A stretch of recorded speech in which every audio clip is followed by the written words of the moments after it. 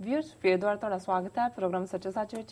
जी doctor साहब, साडा पहला मैसेज है ऑटवा कनेडा तो वीर हरदेव सिंह चिब्बर जी का। ਇਹ ਕਹਿੰਦੇ ਹਨ ਸੱਚੋ ਸੱਚ ਪ੍ਰੋਗਰਾਮ ਦੀ ਇੰਤਜ਼ਾਰ ਵਿੱਚ 23 ਘੰਟੇ ਬਹੁਤ ਔਖੇ ਗੁਜ਼ਰਦੇ ਹਨ। ਇਸ ਪ੍ਰੋਗਰਾਮ ਲਈ ਤੁਹਾਡਾ ਬਹੁਤ-ਬਹੁਤ ਧੰਨਵਾਦ। ਮੇਰਾ ਸਵਾਲ ਹੈ, ਜਥੇਦਾਰ ਅਕਾਲ ਤਖਤ ਅਤੇ ਹੋਰ ਜਥੇਦਾਰਾਂ ਦੀਆਂ ਮਨਮਾਨੀਆਂ ਅਤੇ ਬੇਸਿਰ ਪੈਰੇ ਬਿਆਨਾਂ ਤੋਂ ਪੰਥ ਦਾ ਖਹਿੜਾ ਕਿਵੇਂ ਤੇ ਕਦੋਂ ਛੁੱਟੇਗਾ? ਜੀ ਡਾਕਟਰ ਸਾਹਿਬ, ਕਿਵੇਂ ਤੇ ਕਦੋਂ? ਹਾਂਜੀ, ਵੀਰ ਹਰਦੇਵ ਸਿੰਘ ਛਿੱਬਰ ਜੀ ਦਾ ਬਹੁਤ-ਬਹੁਤ ਧੰਨਵਾਦ। ਉਹਨਾਂ ਨੇ ਸਾਨੂੰ ਆਟਵਾ ਕੈਨੇਡਾ ਤੋਂ ਲਿਖਿਆ ਜੀ। ਉਹਨਾਂ ਨੇ ਤਾਰੀਫ ਕੀਤੀ ਹੈ ਪ੍ਰੋਗਰਾਮ ਦੀ। ਉਹਨਾਂ ਦੀ ਇੰਤਜ਼ਾਰ 23 ਘੰਟੇ ਹੁੰਦੀ ਹੈ ਜੀ। ਅਸੀਂ ਤਾਂ ਵੇੜੇ ਸਿਰ ਆ ਜਾਂਦੇ, ਨਹੀਂ ਤਾਂ ਉਹ ਮੈਨੂੰ ਇੱਕ ਮਜ਼ਾਕੀਆ ਗੱਲ ਯਾਦ ਆਈ ਕਿ ਵੀ ਕੋਈ ਮੁਸਾਫਰ ਸਟੇਸ਼ਨ ਤੇ ਪਹੁੰਚਿਆ ਜੀ, ਭੱਜਿਆ ਭੱਜਿਆ ਆਇਆ ਸੀ। ਉਹਨੇ ਕਿਹਾ ਕਿ ਜੀ ਮੈਂ ਲੇਟ ਹੋ ਗਿਆ ਤੇ ਉਹਨਾਂ ਨੇ ਕਿਹਾ ਜੀ ਟ੍ਰੇਨ ਘੰਟੇ ਬਾਅਦ ਆ ਰਹੀ ਹੈ। ਉਹਨੇ ਕਿਹਾ ਜੀ ਫਿਰ ਤਾਂ ਅੱਜ ਘੰਟਾ ਲੇਟ ਹੈ। ਕਹਿੰਦੇ ਜੀ ਨਹੀਂ, ਇਹ ਕੱਲ ਦੀ ਟ੍ਰੇਨ ਹੈ, 23 ਘੰਟੇ ਲੇਟ ਹੈ। ਸੋ ਜ਼ਾਹਰ ਹੈ ਕਿ ਵੀ ਇੰਤਜ਼ਾਰ ਤਾਂ ਵੀਰ ਜੀ ਨੂੰ ਹੈ, ਸਾਨੂੰ ਵੀ ਇਹ ਹੁੰਦਾ ਹੈ ਕਿ ਵੀ 24 ਘੰਟੇ ਦੇ ਵਿੱਚ ਦੁਨੀਆ ਦੇ ਵਿੱਚ ਕੀ ਵਾਪਰਿਆ। ਅਸੀਂ ਵੀ ਅਖੀਰਲੇ ਪਲ ਤਾਂ ਕੁਛ ਨਾ ਕੁਛ ਲਿਖਦੇ ਰਹਿੰਦੇ ਹਾਂ, ਲੱਭਦੇ ਰਹਿੰਦੇ ਹਾਂ, ਤਾਂ ਕਿ ਜਿਹੜੀ ਵੀ ਘਟਨਾ ਲੇਟੈਸਟ ਹੈ ਉਹਦੇ 'ਤੇ ਸਿੱਖ ਪਰਸਪੈਕਟਿਵ ਕੀ ਹੈ ਜੀ, ਸਿੱਖ ਨੁਕਤਾ ਨਿਗਾਹ ਤੋਂ ਸਾਡੀ ਕੌਮ ਨੂੰ ਕਿਵੇਂ ਪ੍ਰਭਾਵਿਤ ਕਰਦੀ ਹੈ, ਕਿਵੇਂ ਜਿਹੜਾ ਉਸ 'ਚੋਂ ਸਾਡਾ ਭਲਾ ਜਾਂ ਬੁਰਾ ਕੀ ਹੋਏਗਾ। ਸੋ ਸਾਨੂੰ ਵੀ ਚਾਅ ਹੁੰਦਾ ਔਰ ਇਹੋ ਜਿਹੇ ਵੀਰ ਜਿਹੜੇ ਇੰਤਜ਼ਾਰ 'ਚ ਹੁੰਦੇ ਨੇ, ਸਾਨੂੰ ਵੀ ਹੁੰਦਾ ਵੀ ਅਸੀਂ ਉਹਨਾਂ ਨੂੰ ਕੁਛ ਵੱਖਰਾ ਦੇ ਸਕੀਏ, ਕੁਛ ਨਵਾਂ ਦੇ ਸਕੀਏ ਜੀ। ਔਰ ਸ਼ਾਇਦ ਇਹੀ ਇੱਕ ਬੌਂਡ ਹੈ ਕਿ ਅਸੀਂ ਲਗਭਗ 1 ਸਾਲ ਦੇ ਸਮੇਂ 'ਚ ਆਪਣੇ ਬਹੁਤ ਸਾਰੇ ਵੀਰਾਂ ਭੈਣਾਂ ਦਾ ਪਿਆਰ ਜਿੱਤਿਆ ਹੈ। ਉਹਨਾਂ ਦੀ ਚਾਹਨਾ ਕਿ ਪ੍ਰੋਗਰਾਮ ਦਾ ਕਿਤੇ ਹੁੰਦਾ ਵਕਤ ਵਧੇ। ਸਾਨੂੰ ਵੀ ਇਹ ਹੁੰਦਾ ਕਿ ਇਸ ਦੇ ਵਿੱਚ ਕੋਈ ਨਾ ਕੋਈ ਅਸੀਂ ਨਵੀਨਤਾ ਭਰੀਏ, ਤਾਂ ਕਿ ਇਹ ਨਾ ਹੋਏ ਇੱਕ ਸਟੇਜ ਤੇ ਉਹਨਾਂ ਨੂੰ ਅਕੇਵਾਂ ਹੋਣਾ ਸ਼ੁਰੂ ਹੋ ਜਾਏ ਜੀ। ਉਹਨਾਂ ਨੇ ਜਿਹੜਾ ਸਵਾਲ ਸਟੇਟ ਹੀ ਕੀਤਾ ਕਿ ਅਕਾਲ ਤਖਤ ਸਾਹਿਬ ਦੇ ਜਥੇਦਾਰ ਔਰ ਹੋਰ ਜਥੇਦਾਰਾਂ ਦੀਆਂ ਜਿਹੜੀਆਂ ਮਨਮਾਨੀਆਂ ਨੇ ਔਰ ਉਹਨਾਂ ਦੀਆਂ ਬਿਆਨਬਾਜ਼ੀਆਂ ਨੇ ਜੀ, ਉਹਨਾਂ ਤੋਂ ਕਿਵੇਂ ਤੇ ਕਦੋਂ ਖਹਿੜਾ ਛੁੱਟੇਗਾ? ਜੀ ਜੀ ਦੇਖੋ, ਇਹ ਇੱਕ ਸਟੇਜ ਸੀ ਕਿ ਜਦੋਂ ਕੋਈ ਅਕਾਲ ਤਖਤ ਸਾਹਿਬ ਦੇ ਜਥੇਦਾਰ ਸਾਹਿਬ ਬਾਰੇ ਜਾਂ ਕਿਸੇ ਬਾਰੇ ਵੀ ਕੋਈ ਗੱਲ ਕਹਿੰਦਾ ਸੀ ਤੇ ਉਸ ਨੂੰ ਕੋਈ ਪਸੰਦ ਨਹੀਂ ਸੀ ਕਰਦਾ, ਕਿਉਂਕਿ ਸਾਡੇ ਲਈ ਅਕਾਲ ਤਖਤ ਸਾਹਿਬ ਸਭ ਤੋਂ ਇੱਕ ਉੱਚਾ ਗੁਰੂ ਦਾ ਥਾਪਿਆ ਤਖਤ ਹੈ। ਤੇ ਬੇਸ਼ੱਕ ਕਨਸੈਪਟ ਜਿਹਨਾਂ ਨੂੰ ਕਲੀਅਰ ਵੀ ਸੀ ਕਿ ਵੀ ਕੋਈ ਤਖਤ ਦਾ ਜਥੇਦਾਰ ਕੋਈ ਪੋਪ ਨਹੀਂ ਹੈ ਸਿੱਖਾਂ ਦਾ, ਪਰ ਫਿਰ ਵੀ ਉਹਨਾਂ ਨੂੰ ਇਹ ਹੁੰਦਾ ਸੀ ਕਿ ਵੀ ਇੱਕ ਸਤਿਕਾਰਤ ਅਹੁਦਾ ਹੈ ਔਰ ਉਸ ਨੂੰ ਸਿੰਘ ਸਾਹਿਬ ਦੇ ਨਾਂ ਨਾਲ ਐਡਰੈਸ ਕੀਤਾ ਜਾਂਦਾ ਸੀ, ਸਤਿਕਾਰ ਹੁੰਦਾ ਸੀ।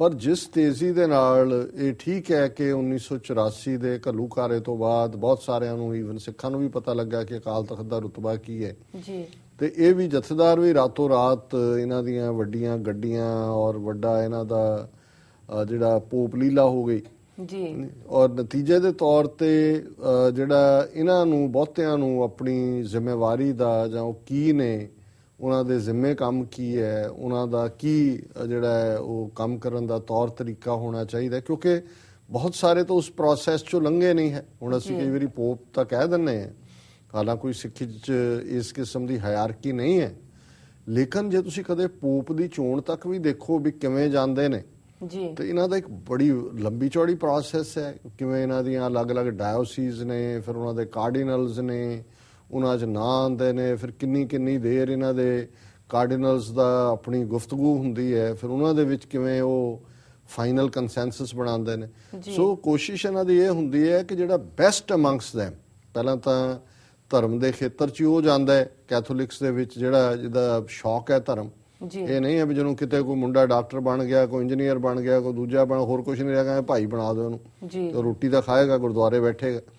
ਲੇਕਿਨ ਇੱਥੇ ਐਸਟੈਬਲਿਸ਼ਡ ਜਿਹੜੇ ਨੇ ਕਾਂਗਰਸਮੈਨ, ਵੱਡੇ ਵੱਡੇ ਬਿਜ਼ਨਸਮੈਨ, ਚੰਗੇ ਲੋਕ, ਕਈ ਵਾਰੀ ਸਭ ਕੁਝ ਛੱਡ ਕੇ ਹੁੰਦਾ ਕਿ ਅਸੀਂ ਪ੍ਰੀਸਟ ਬਣਨਾ, ਪਰ ਉਹਨਾਂ ਚੋਂ ਕਾਰਡੀਨਲ ਲੈਵਲ ਜਾਂ ਉੱਪਰ ਤੱਕ ਪਹੁੰਚਣ ਲਈ ਕਿੰਨੀ ਪ੍ਰੋਸੈਸ ਚੋਂ ਗੁਜ਼ਰੇ ਹੁੰਦੇ ਨੇ। ਇਸ ਲਈ ਫਿਰ ਉਹਨਾਂ ਦੀ ਕਈ ਗੱਲ ਨੂੰ ਉਹਨਾਂ ਦਾ ਸਾਰਾ ਕੈਥੋਲਿਕ ਵਰਲਡ ਵੀ ਗੰਭੀਰਤਾ ਦੇ ਨਾਲ ਲੈਂਦਾ ਹੈ, ਦੁਨੀਆ ਵੀ ਦੇਖਦੀ ਹੈ ਕਿ ਵੀ ਇਹ ਕੀ ਕਹਿ ਰਹੇ ਨੇ। ਹੁਣ ਅਸੀਂ ਪੋਪ ਵਰਗਾ ਕਹਿ ਤਾਂ ਦਿੰਦੇ ਹਾਂ ਜਥੇਦਾਰਾਂ ਨੂੰ, ਪਰ ਅਸੀਂ ਦੇਖੀਏ ਤਾਂ ਅਸੀਂ ਵੀ ਪਹਿਲਾਂ ਸਿਲੈਕਸ਼ਨ ਪ੍ਰੋਸੈਸ ਕੀ ਆਉਂਦੇ ਕਿਵੇਂ ਨੇ ਜੀ। ਬਹੁਤ ਸਾਰਿਆਂ ਦਾ ਤਾਂ ਹੁਣ ਉਹੀ ਹੈ ਕਿ ਵੀ ਗ੍ਰੰਥੀ ਭਰਤੀ ਹੋਏ, ਜੇ ਹਰਿਮੰਦਰ ਸਾਹਿਬ 'ਚ ਨੇ ਪਹਿਲਾਂ ਅਰਦਾਸੀਏ ਬਣ ਗਏ, ਅਰਦਾਸੀਏ ਤੋਂ ਗ੍ਰੰਥੀ ਬਣ ਗਏ, ਗ੍ਰੰਥੀ ਤੋਂ ਹੈੱਡ ਗ੍ਰੰਥੀ ਬਣ ਗਏ, ਹੈੱਡ ਗ੍ਰੰਥੀ ਤੋਂ ਜਥੇਦਾਰ ਬਣਾ ਦਿੰਦੇ ਨੇ। ਜੀ ਔਰ ਉਦੋਂ ਤੱਕ ਜਦੋਂ ਤੱਕ ਉੱਪਰਲੇ ਪਹੁੰਚਦੇ ਨੇ ਉਹਨਾਂ ਦੇ ਜਿਹੜੇ ਅਕਾਲੀ ਨੇ, ਸ਼੍ਰੋਮਣੀ ਕਮੇਟੀ ਕੰਟਰੋਲ, ਸਾਰੀਆਂ ਪਾਵਰਸ ਉਹਨਾਂ ਕੋਲ ਨੇ। ਉਹ ਜਦੋਂ ਚਾਹਣ ਇਹਨਾਂ ਨੂੰ ਕੱਢ ਦੇਣ, ਜਦੋਂ ਚਾਹਣ ਰੱਖ ਲੈਣ। ਜੀ ਜੀ ਸੋ ਕੋਈ ਸਿਸਟਮ ਤਾਂ ਇਵੋਲਵ ਹੋਇਆ ਨਹੀਂ।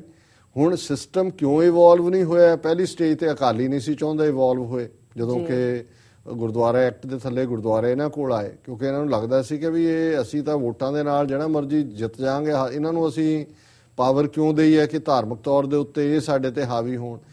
ਪਰ ਫਿਰ ਵੀ 1930 40 50 ਤੱਕ ਵੀ ਚੰਗੇ ਜਥੇਦਾਰ, ਜਿਵੇਂ ਜਥੇਦਾਰ ਗੁਰਦਿਆਲ ਸਿੰਘ ਜਨੋਹਾ ਦਾ ਅਸੀਂ ਜ਼ਿਕਰ ਕੀਤਾ ਸੀ, ਪਹਿਲਾਂ ਜਥੇਦਾਰ ਸਾਧੂ ਸਿੰਘ ਭੌਰਾ ਸਨ, ਜਥੇਦਾਰ ਅਛਰ ਸਿੰਘ ਸੀ ਇੱਕ ਜ਼ਮਾਨੇ ਜਿਹਨਾਂ ਨੇ ਮਾਸਟਰ ਤਾਰਾ ਸਿੰਘ ਨੂੰ ਤਨਖਾਹ ਲਾਈ ਸੀ ਕਿ ਵੀ ਮਰਨ ਵਰਤ ਕਿਉਂ ਤੋੜਿਆ, ਸੰਤ ਫਤਿਹ ਸਿੰਘ ਨੂੰ ਤਨਖਾਹ ਲਾਈ ਸੀ। ਉਹ ਵੀ ਭਾਵੇਂ ਉਸ ਸਿਸਟਮ ਚੋਂ ਹੀ ਆਉਂਦੇ ਸੀ, ਪਰ ਘੱਟੋ ਘੱਟ ਇੰਨੀ ਕੁ ਸ਼ਰਮ ਉਸ ਦੌਰ ਦੇ ਅਕਾਲੀਆਂ ਨੂੰ ਸੀ ਕਿ ਉਹ ਜਥੇਦਾਰਾਂ ਨੂੰ ਆਪਣੇ ਜਿਹੜੇ ਆ ਉਹ ਕਲਰਕ ਨਹੀਂ ਸੀ ਸਮਝਦੇ। ਲੇਕਿਨ ਜਦੋਂ ਦੀ ਐਬਸੋਲੂਟ ਪਾਵਰ ਬਾਦਲ ਦੇ ਕੋਲ ਆਈ ਹੈ, ਇਹਨਾਂ ਨੇ ਤਾਂ ਉਹਨਾਂ ਨੂੰ ਉਹ ਆਪਣੇ ਇੱਕ ਇੰਪਲੋਈ ਤੋਂ ਜ਼ਿਆਦਾ ਕੁਝ ਵੀ ਨਹੀਂ ਸਮਝਦੇ। ਔਰ ਉਹ ਵੀ ਇੰਨੇ ਕੁ ਹੱਦ ਤੱਕ ਇਹਨਾਂ ਤੇ ਡਿਪੈਂਡੈਂਟ ਹੋ ਗਏ ਕਿ ਵੀ ਜਾ ਕੇ ਇਹਨਾਂ ਤੋਂ ਪੁੱਛ ਕੇ ਕੰਮ ਕਰਦੇ ਨੇ। ਨਹੀਂ ਤਾਂ ਹੁਣ ਪੰਥ ਰਤਨ ਜਾਂ ਫਖਰੇ ਕੌਮ ਬਾਦਲ, ਕਿਹੜਾ ਇਹ ਫਖਰ ਇਹਨੇ ਕੌਮ ਨੂੰ ਲਿਆ ਕੇ ਦਿੱਤਾ ਹੈ ਤੇ ਕਿਹੜਾ ਇਹ ਪੰਥ ਦਾ ਰਤਨ ਹੈ? ਤਾਂ ਗੋਹ ਹੈ ਬਿਲਕੁਲ। ਲੇਕਿਨ ਉਹਨੂੰ ਤੁਸੀਂ ਕਹੋ ਜੀ ਰਤਨ ਹੈ, ਜੂਲ ਹੈ। ਸੋ ਇਹ ਸਿਸਟਮ ਉਹਨਾਂ ਨੇ ਔਰ ਇਹ ਏਜੰਸੀਆਂ ਇਹ ਚਾਹੁੰਦੀਆਂ ਸੀਗੀਆਂ ਕਿ ਵੀ ਇਸ ਕਿਸਮ ਦਾ ਸਿਸਟਮ, ਕਿਉਂਕਿ ਅਕਾਲ ਤਖਤ ਤੋਂ ਉਹਨਾਂ ਨੂੰ ਖਾਸ ਤੌਰ ਤੇ ਜਿਵੇਂ ਜੂਨ 84 ਅਕਾਲ ਤਖਤ ਦਾ ਹੁਕਮਨਾਮਾ, ਸਰਬੱਤ ਖਾਲਸਾ, ਖਾਲਿਸਤਾਨ ਦਾ ਐਲਾਨਨਾਮਾ, ਇਹ ਸਾਰੇ ਸੀ। ਉਹਨਾਂ ਨੇ ਕਿਹਾ ਵੀ ਇਹ ਕੋਈ ਥਾਂ ਹੈ ਜਿਹਦੇ ਨਾਲ ਸਿੱਖ ਜੁੜੇ ਹੋਏ ਨੇ। ਸੋ ਉਹਨਾਂ ਨੇ ਹੌਲੀ ਹੌਲੀ ਹੌਲੀ ਇਸ ਕਿਸਮ ਦੇ ਇੱਕ ਤੋਂ ਬਾਅਦ ਇੱਕ ਕਮਜ਼ੋਰ ਬੰਦੇ ਲੈ ਆਂਦੇ ਕਿ ਹੁਣ ਤਾਂ ਇਹ ਹੁੰਦਾ ਵੀ ਜਿਹੜਾ ਨਵਾਂ ਆਉਂਦਾ ਹੈ ਉਹ ਇੰਨਾ ਕੁ ਮਾੜਾ ਹੋ ਜਾਂਦਾ ਹੈ ਵੀ ਬੰਦਾ ਕਹਿੰਦਾ ਇਹ ਤੋਂ ਪਹਿਲਾਂ ਚੰਗਾ ਸੀ। ਹੁਣ ਜਿਨ੍ਹਾਂ ਨੂੰ ਅਸੀਂ, ਮੈਂ ਕਈ ਵਾਰੀ ਆਪਣੇ ਹਵਾਲੇ ਨਾਲ ਦੇਖਦਾ ਕਿ ਜਿਨ੍ਹਾਂ ਨੂੰ ਅਸੀਂ ਕ੍ਰਿਟਿਸਾਈਜ਼ ਕਰਦੇ ਰਹੇ ਪਹਿਲਾਂ, ਹੁਣ ਵਾਲੇ ਜਥੇਦਾਰ ਸਾਹਿਬ ਦੀ ਕਾਰਗੁਜ਼ਾਰੀ ਦੇਖ ਕੇ ਲੱਗਦਾ ਹੈ ਉਹਨਾਂ ਨਾਲ ਤਾਂ ਉਹ ਚੰਗੇ ਸੀ ਤੇ ਜੋ ਉਹਨਾਂ ਦੇ ਵੇਲੇ ਲੱਗਦਾ ਸੀ ਉਹਨਾਂ ਤੋਂ ਪਹਿਲਾਂ ਚੰਗਾ। ਸੋ ਮਤਲਬ ਇਹਨਾਂ ਨੇ ਇਸ ਤਰੀਕੇ ਦੇ ਨਾਲ ਬਣਾ ਦਿੱਤਾ ਹੈ ਕਿ ਇਹ ਵੀ ਇੱਕ ਐਕਸਟੈਂਸ਼ਨ ਹੈ ਉਹਨਾਂ ਦੇ ਇੰਪਲੋਈਜ਼ ਦੀ। ਇਹੀ ਕਾਰਨ ਹੈ ਕਿ ਉੱਥੋਂ ਕੋਈ ਵੀ ਅਗਵਾਈ ਨਹੀਂ ਨਿਕਲ ਸਕਦੀ। ਜਿਹੜਾ ਅਸਲੀ ਇਸ਼ੂ ਆਉਂਦਾ ਹੈ ਉਸ ਨੂੰ ਦੱਬ ਘੁੱਟ ਜਾਂਦੇ ਨੇ। ਨਹੀਂ ਤਾਂ ਇਹ ਕੋਈ ਛੋਟੀ ਗੱਲ ਨਹੀਂ ਹੈ ਕਿ ਵੀ ਇਹ ਡੇਰਿਆਂ 'ਚ ਤੁਰੇ ਫਿਰਨ। ਬਾਦਲ ਦੀ ਘਰ ਵਾਲੀ ਜਿਹੜੀ ਆਸ਼ੂਤੋਸ਼ ਦੇ ਪੈਰਾਂ 'ਚ ਬੈਠੀ ਹੋਏ, ਬਾਦਲ ਜਿਹੜਾ ਉਹ ਮੁਕਟ ਬੰਨੇ, ਹਵਨ ਕਰਾਏ, ਨੱਕ ਰਗੜਨ ਜਾ ਕੇ ਇਹਨਾਂ ਦੇ ਸਾਰੇ ਫਰਾਡੀਆਂ ਦੇ। ਲੇਕਿਨ ਜਦੋਂ ਤੱਕ ਸਵਾਲ ਇਹ ਹੈ ਵੀ ਕਦੋਂ ਤੇ ਕਿਵੇਂ, ਮੈਂ ਸਮਝਦਾ ਵੀ ਇਹ ਕਿਵੇਂ ਵਾਲਾ ਤਾਂ ਸਾਡੇ ਕੋਲ ਨਹੀਂ ਹੈ, ਕਿਉਂਕਿ ਉਹ ਤਾਂ ਅਲਟੀਮੇਟਲੀ ਜਦੋਂ ਤੱਕ ਸਾਰਾ ਸਿਸਟਮ ਕੌਮੀ ਘਰ ਦੀ ਗੱਲ ਸਾਡੀ ਜਿਹੜੀ ਆ ਉਹ ਫੁੱਲਫਿਲ ਨਹੀਂ ਹੁੰਦੀ। ਉਹਨਾਂ ਨੇ ਸਾਡੀ ਇੰਸਟੀਟਿਊਸ਼ਨ, ਹੁਣ ਕਈਆਂ ਦਾ ਖਿਆਲ ਸੀ ਸਾਡੀਆਂ ਤਰ੍ਹਾਂ ਦਾ ਵੀ ਇੱਕ ਸਟੇਜ ਤੇ ਕਿ ਜੀ ਸ਼੍ਰੋਮਣੀ ਕਮੇਟੀ ਚੋਣਾਂ ਰਾਹੀਂ ਅਸੀਂ ਸ਼੍ਰੋਮਣੀ ਕਮੇਟੀ ਤੱਕ ਪਹੁੰਚ ਜਾਈਏ, ਫਿਰ ਜੇ ਇਧਰੋਂ ਤਬਦੀਲੀ ਵੀ ਕਰਨੀ ਹੈ ਤਬਦੀਲੀ ਹੋਏ। ਉਹਨਾਂ ਨੇ ਤੁਹਾਡੇ ਜਿਹੜਾ ਐਸੀਆਂ ਜਾਲੀ ਵੋਟਾਂ ਬਣਾ ਕੇ ਬਈਆਂ ਦੀਆਂ ਦੂਜੀਆਂ ਤੁਹਾਡਾ ਮੈਂਬਰ ਬਣਨੇ ਨਹੀਂ ਦਿੱਤੇ। 4-5 ਬਣੇ, ਉਹਨਾਂ ਚੋਂ ਇੱਕ ਅਕਾਲੀ ਦਲ ਪੰਜ ਪ੍ਰਧਾਨੀ ਦਾ ਕੁਲਬੀਰ ਸਿੰਘ ਬੜਾ ਪਿੰਡ ਸੀ, 1.5 ਸਾਲ ਹੋ ਗਿਆ ਜ਼ਮਾਨਤ ਹੀ ਨਹੀਂ ਹੋਣ ਦਿੱਤੀ। ਐਕਸਪਲੋਸਿਵ ਐਕਟ ਦੇ ਥੱਲੇ ਅੰਦਰ ਰੱਖਿਆ ਔਰ ਸਜ਼ਾ ਦੇਣ ਨੂੰ ਫਿਰਦੇ ਨੇ ਵੀ ਉਮਰ ਕੈਦ ਕਰ ਦਿੱਤੀ। ਸੋ ਹੁਣ ਜੇ ਸਾਨੂੰ ਲੱਗਦਾ ਵੀ ਸ਼੍ਰੋਮਣੀ ਕਮੇਟੀ 'ਚ ਜੇ ਸਾਡੀ ਕੁਝ ਗੱਲ ਬਣ ਜਾਏ ਤੇ ਅਸੀਂ ਧਾਰਮਿਕ ਸੁਧਾਰ ਕਰ ਸਕਦੇ ਹਾਂ, ਤੇ ਦੁਸ਼ਮਣ ਸਾਡੇ ਤੋਂ 4 ਕਦਮ ਅੱਗੇ ਹੈ, ਉਹ ਤਾਂ ਬੈਠੇ ਪਲਾਨ ਕਰਦੇ ਨੇ ਵੀ ਇਹਨੂੰ ਕੌਮ ਨੂੰ ਖਤਮ ਕਿਵੇਂ ਕਰਨਾ। ਸੋ ਮੈਂ ਸਮਝਦਾ ਵੀ ਜਦੋਂ ਤੱਕ ਅਸੀਂ ਇਹ ਗੁਲਾਮੀ ਦੇ ਸੰਗਲ ਨਹੀਂ ਕੱਟਦੇ, ਸਾਡਾ ਆਪਣਾ ਇੱਕ ਸਿਸਟਮ ਨਹੀਂ ਬਣਦਾ, ਉੱਥੇ ਇਹਨਾਂ ਨੇ ਸਾਡਾ ਕੁਝ ਨਹੀਂ ਚੱਲਣ ਦੇਣਾ। ਤੁਸੀਂ ਜੋ ਮਰਜ਼ੀ ਕਰ ਲਓ। ਹੁਣ ਮੈਂ ਹੋਲਾ ਮਹੱਲਾ ਅਨੰਦਪੁਰ ਸਾਹਿਬ ਅਸੀਂ ਆਨਾ ਬੜੇ ਫਖਰ ਨਾਲ ਕਹਿੰਦੇ ਹਾਂ, 30 ਲੱਖ ਸਿੱਖ ਉੱਥੇ ਆਉਂਦੇ ਨੇ, ਆਏ ਵੀ ਨੇ।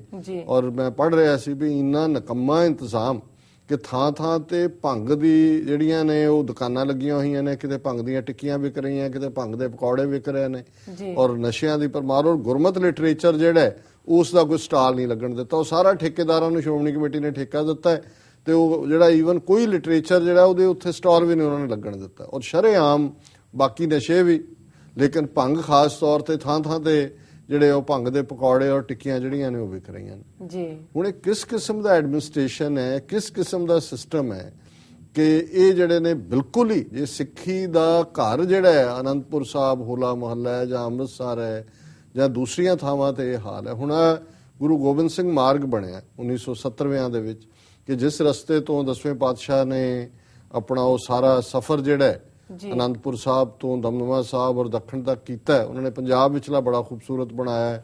ਬੜੇ ਬੜੇ ਰਾਹ ਦੇ ਵਿੱਚ ਉਹਨਾਂ ਨੇ ਸਾਈਨ ਬੋਰਡ ਜਿਹੜੇ ਨੇ ਬੜੇ ਸੀਮੈਂਟ, ਉਹਦੇ ਤਾਂ ਵੈਸੇ ਹੀ ਉਖੜੇ ਹੋਏ ਨੇ।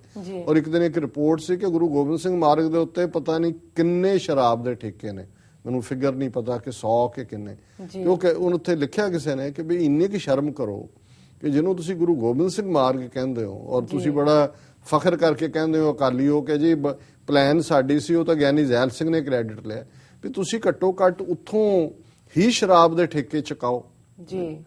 ਸੋ ਜਦੋਂ ਇਸ ਕਿਸਮ ਦਾ ਸਾਰਾ ਸਿਸਟਮ ਹੈ ਉਹਦੇ ਚ ਮੈਨੂੰ ਨਹੀਂ ਲੱਗਦਾ ਕਿ ਵੀ ਅਸੀਂ ਇਹ ਜਥੇਦਾਰਾਂ 'ਚ ਕੋਈ ਤਬਦੀਲੀ ਲਿਆ ਸਕਦੇ ਹਾਂ। ਉੱਥੇ ਉਹੀ ਬਣਨੇ ਨੇ ਜੋ ਉਹਨਾਂ ਨੇ ਚਾਹਣਾ, ਔਰ ਇਸ ਤੋਂ ਬਿਨਾਂ ਕੋਈ ਸਾਡੇ ਕੋਲ ਆਪਣਾ ਘਰ ਬਣਾਏ ਬਿਨਾਂ ਕੋਈ ਵੀ ਸਿਸਟਮ ਜਿਹੜਾ ਉਹ ਅਸੀਂ ਬਦਲ ਨਹੀਂ ਸਕਦੇ। ਜੀ ਡਾਕਟਰ ਸਾਹਿਬ, ਉਹਨੂੰ ਇਸ਼ਾਰਾ ਹੋ ਗਿਆ ਬ੍ਰੇਕ ਤੇ ਜਾਣ ਦਾ। ਵੀਅਰਸ ਸਾਡੇ ਨਾਲ ਇਸ ਤਰ੍ਹਾਂ ਜੁੜੇ ਰਹੋ, ਮਿਲਦੇ ਹਾਂ ਛੋਟੇ ਬ੍ਰੇਕ ਤੋਂ ਬਾਅਦ।